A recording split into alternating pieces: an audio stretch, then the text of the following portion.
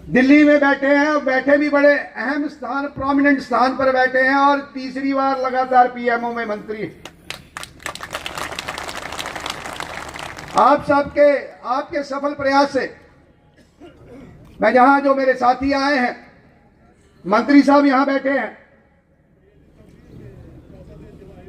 जनाब ये जिला कठुआ है और इस जिला कठुआ में लगभग 6 कॉन्स्टिट्यूंसी है और 6 कॉन्स्टिट्यूंसियों में 1350 करोड़ के जल शक्ति विभाग के जो आपके पास जो विभाग है उसमें जो कार्य हो रहे हैं, इसके लिए मैं आपको मुबारकबाद देता हूं।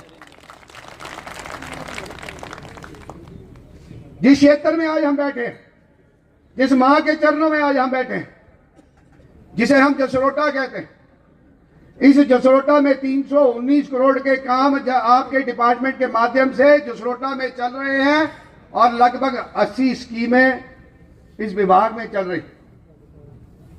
मैं धन्यवाद करना चाहता हूं जावेद साहब का। जैसे ही हम एमएलए बने और इन्होंने मंत्री पद की शपथ ली, मैं इनके पास गया,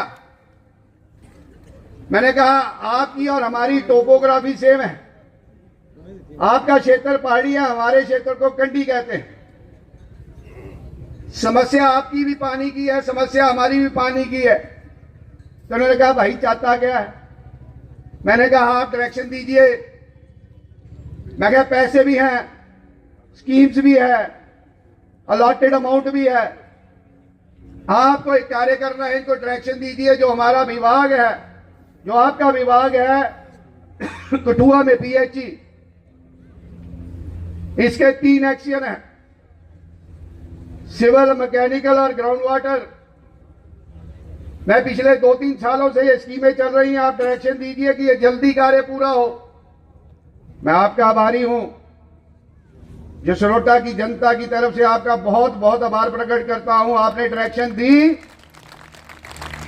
और ये कार्य संभव हुआ और मैं तीनों चीफ इंजीनियर्स का भी, जो एक्सीएम साहबान हैं, इनका भी आभारी हूं। आज हमने लगभग 7 के लगभग स्कीमें हमने उद्घाटन किया आपके माध्यम से, डॉक्टर साहब के माध्यम, लगभग 25 से 30 स्कीमें इस 80 में से on the verge of completion है। मैं फिर निवेदन करूंगा जनाब से, एक बार आपके दफ्तर में निवेदन किया, आज इस मंच के जरिए निवेदन करता हूं कि आप फिर डायरेक्शन दीजिए कि 2-3 महीने के समय में हम फिर ऐसा कोई कार्यक्रम करें, कहीं और स्थान पे कार्यक्रम करें, जो बची हुई शेष का स्कीमें हैं हम उनका भी उद्घाटन करें। आप बड़े एफिशिएंट, आपके पास इंपॉर्टेंट, मैंने इसको बड़ा माइन्यूटली स्टडी किया है जनाब। और डॉक्टर साहब यहां बैठे हैं, डॉक्टर साहब सांसद होने के नाते, मंत्री होने के नाते ये कार्य बड़ी कुशलता से कर सकते हैं। और हमेशा मैं एक उदाहरण दूं, जब हमारी पिछली वाली सरकार थी, पिछले 10 वर्षों से हमारे पीएमजीएस के काम ठंडे बस्ते में पड़े थे। हमने डॉक्टर साहब को अप्रोच की, लगभग 1500 करोड़ रुपए के काम इस जम्मू कश्मीर में पीएमजीएस के आए और 10 साल के बाद रिवाइव हुए। अब जो ये जल जीवन मिशन है, पैसे बहुत आए, कुछ स्कीमें बड़ी स्नेल पेस में चल रही हैं, उसका कारण है फंड्स। लगभग इस जिले की 77 करोड़ रुपए की लायबिलिटी है जनाब। उनकी लायबिलिटी का रास्ता निकाले, ठेकेदार काम करने के लिए तैयार है और सरकार को विलंब है पैसे रिलीज में, तो इनकी सीडीआर्स पड़ी, इनकी सीडीआर्स रिलीज करें ताकि ये बचे हुए शेष कार्य कर सके। जावेद साहब, कुछ लेफ्ट आउट एरिया भी हमारे पास रह गए हैं।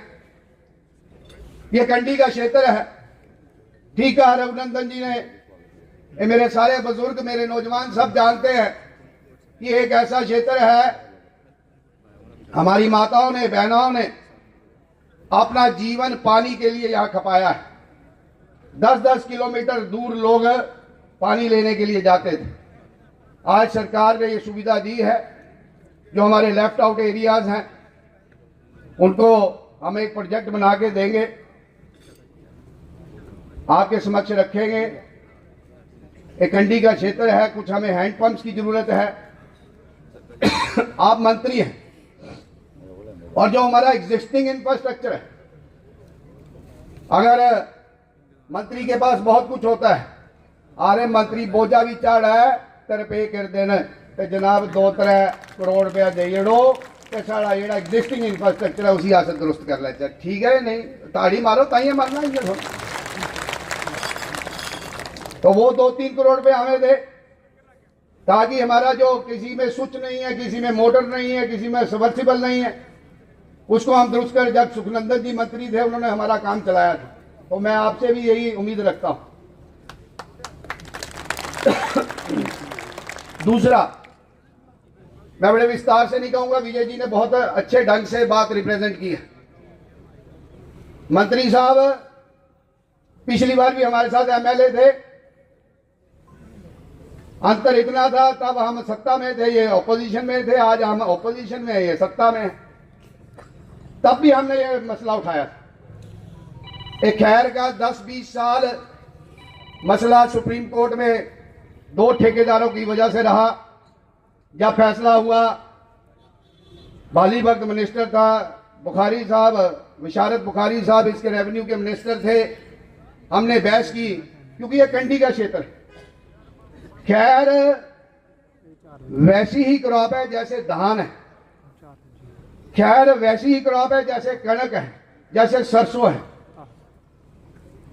हमारे बुजुर्ग खैर लगाते थे और इसका इंतजार करते थे। कारणवश रह गया, फिर हमने इनिशिएट किया और एक काम चल पड़ा।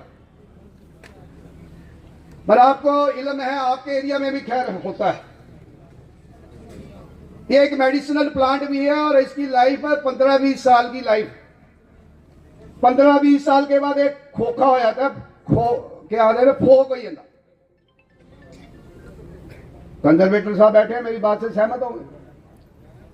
अब इनका सुप्रीम कोर्ट की डायरेक्शन है, मैनेजमेंट प्लान बनेगा, बनाना रेवेन्यू ने।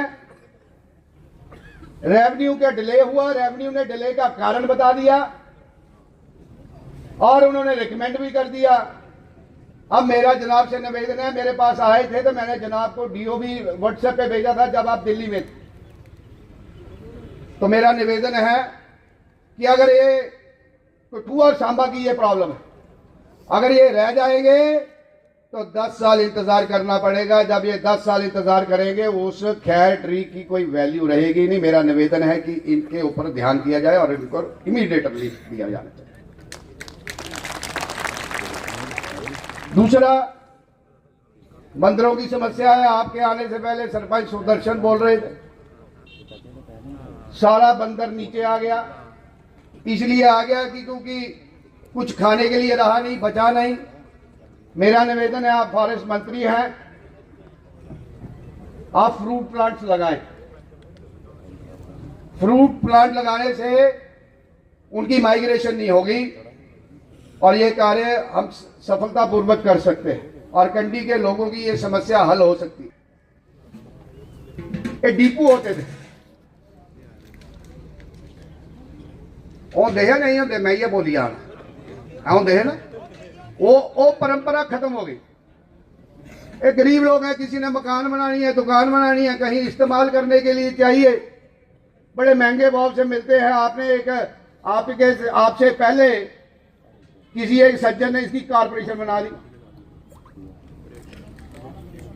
उसका लाभ और महंगे दाम में हमें मिलते हैं। मेरा निवेदन है आपसे, अगर पंचायत लेवल नहीं ब्लॉक लेवल पे कम से कम एक डिपो खोले जाए। महकमा आपके पास और है ट्राइबल का, मेरे गुज्जर बकरवाल साथी है, बहुत सारी पॉपुलेशन है जसरोटा कॉन्स्टिट्यूंसी। मैंने एक प्लान बनाया है, इनको सड़क नहीं है, ट्रांसफार्मर नहीं है, हैंडपंप नहीं है, खंबा नहीं है। मैं एक आपको प्लान बना के आपके जनाब के ऑफिस में सबमिट करूंगा। मेरे को यकीन है कि आप उसके ऊपर भी गौर करेंगे। इनके स्कूल का भी मसला है, फॉरेस्ट वाले बैठे होंगे जनाब, मैं करना नहीं चाहता। जो जंगलों में लोग बैठे हैं, जो कहीं देहात में हमारे लोग बैठे हैं, किसी भी जात से है, किसी भी बरादरी से है, रोड बनानी है, 50 मीटर का एक पैच आ जाता है, 10 मीटर का पैच आ जाता है, कहते हैं फॉरेस्ट एरिया बनाने नहीं देते। मेरे किसी एक साथी ने पिछले दिनों 2 दरख्त गिर गए, 6 दिन उसको रगड़ा, 6 दिन उसकी मशीन अंदर रही। मैं पूछना चाहता हूँ, ये धड़ाधड़ इन्होंने सारी डिफॉरेस्टेशन कर दी, इनको पूछने वाला कोई नहीं है। जब गरीब आदमी से गलती से हो भी जाता है तो ये करते। तो आज आप आए, आना इस जसरोटा में आए, मिलके आपसे बात करूंगा। 59 पहले तो बाहर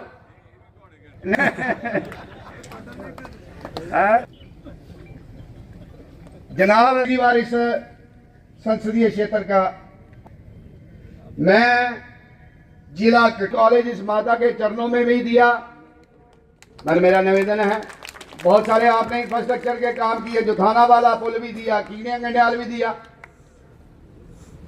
पर नोराला ब्रिज का पिछले हफ्ते उद्घाटन किया। अब मेरी जनाब से दरखास्त है,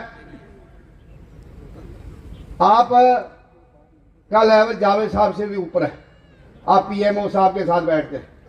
ये हमारा क्षेत्र है जनाब, जहां से आप आए, बड़ा हिस्टोरिक और इम्पोर्टेंट प्लेस है। यहां से लेकर महानाल तक और उधर मंगलूर तक, पहले भी आपने चौड़ी कराई, पहले 5.5 मीटर कराई, और निवेदन है कि इसी 7.5 मीटर कर दीजिए। ऐसे ही बरनोटी से लेकर पंदराड़ तक, बरवाल मोड़ से लेकर बरवाल तक, बाया उत्तरी सहार लोगेड़ कुंबरी कठेरा, लोगेड़ से लेकर लोगेड़ मोड़ तक, ये 3 काम हमारे 7.5 डॉक्टर साहब ने मुंडी लाई मार खींची है दबियत आई।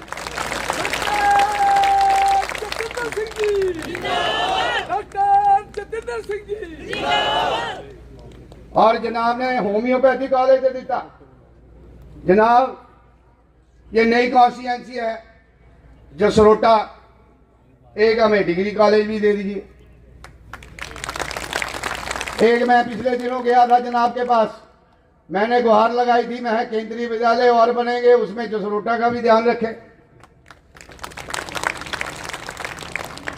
एक ट्रॉमा सेंटर के लिए मैंने बात की है, उसका भी ध्यान रखें। इतने सारे हमारे काम 4-5 साल में जनाब करा दे, ये जसरोटा की जनता फिर आपकी ऋणी रहेगी और आपको चौथी बार भी आपको सांसद यहीं से बनाए।